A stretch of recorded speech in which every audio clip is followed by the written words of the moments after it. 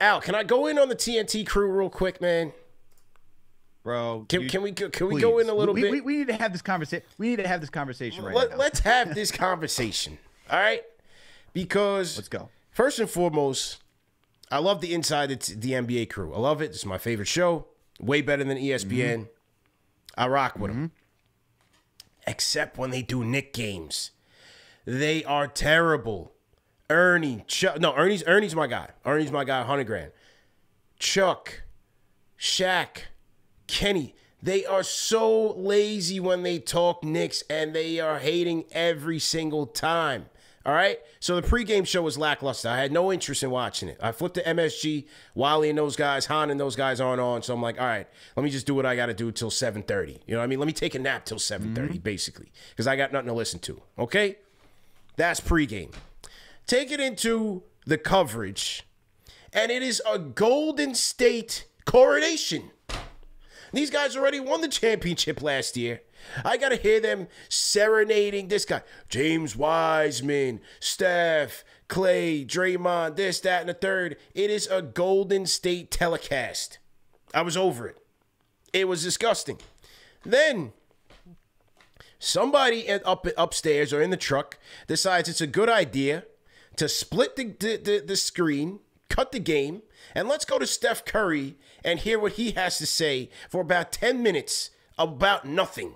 Okay? So now I got to hear Reggie waxing poetic and giving Steph Curry his flowers on the TNT coverage, which I was already annoyed by on a useless interview. You got Jericho jumping through the roof on every play, and I can't even see in full screen because I got to hear Reggie kissing Steph Curry for the whole damn thing. I mean, I said on Twitter, I said, look, why not, if you're going to do this useless interview, right? Why not do it in the in-between quarter useless interview time? You know what I'm saying? It's still going to be a useless interview, but at least let me listen and watch the game in full. The play-by-play guys is boring. Somebody get Gus Johnson back, man. We need Gus Johnson back on these games. The play-by-play guys put me to sleep. And then you got Reggie just waxing poetic about everything that the Warriors do, and the Warriors are getting washed by 40 points. CP, Reggie gave more of a breakdown for Scott Wall, the ref, going down on the sideline off of Jordan Poole's ankle, saying, wishing him all well and everything, and giving us a play-by-play of what's happening with him. But to your point with the Steph Curry interview, I was like, are you kidding? How am I going to watch this game right now? How are you doing it now? And it was for 5 minutes. Yeah. It went on until the clock wound down to 7:30 left in the second quarter. There's a halftime where you could have had all of that time to talk to Steph Curry. You could have done that. There's so many times that you could have had this conversation. Ridiculous. And then I have to hear the protection of the Golden State Warriors. The oh my God, what was it when Quentin Grimes landed on Jerome? Yeah. When landed on Jerome's foot. The defense to Ty Jerome was disgusting. Are you kidding? We have that's a good that's the right foul. Quentin Grimes touched Jordan Poole as he was going up in midair, even though you see Jordan Poole kicking out his leg. But now you're saying, oh, watch out, he's landing on his foot. Why are you calling that on Ty Jerome? How is that a flagrant one? Can't make it I don't know. Maybe it's because it's a rule change because Zaza Pachulia did it to Kawhi Leonard, so they're trying to protect anybody flying in, putting their foot under any shooter that's landing.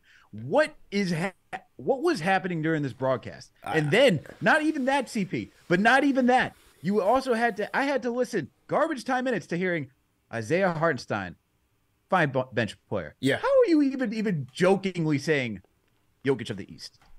You know why? But he didn't even say honestly, he didn't even joke the first time because he was like, look at that. That was a Jokic type pass.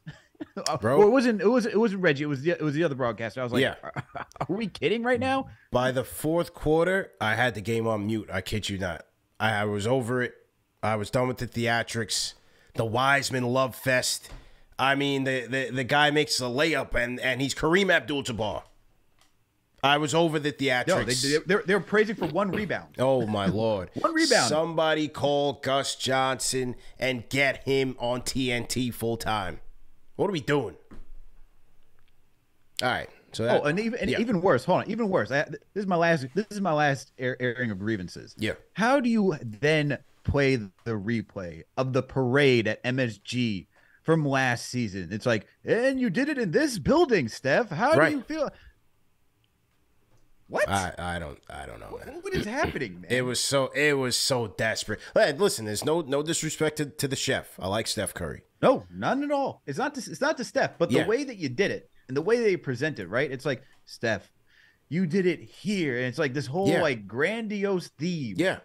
Okay, man. Yeah, we get it. Let's cut the game up and so we could hear about Andre Iguodala's golf game, because that's what the national TV audience really wants to know about. You can't make it up. You just can't make it up. But that's enough time on them. Shout out to Carrie Barnett 83. Says, CP, we need KFTV pregame when we nationally televise. They don't do us justice, bro. Yeah, we might have to take matters into our own hands, man. We'll get JD on it. You know, maybe do a pregame show hosted by JD. Do another play-by-play show. We'll get JD in the mix on that one, man. We got to take matters into our own hands, man. Because this is just ridiculous, what they're doing out there.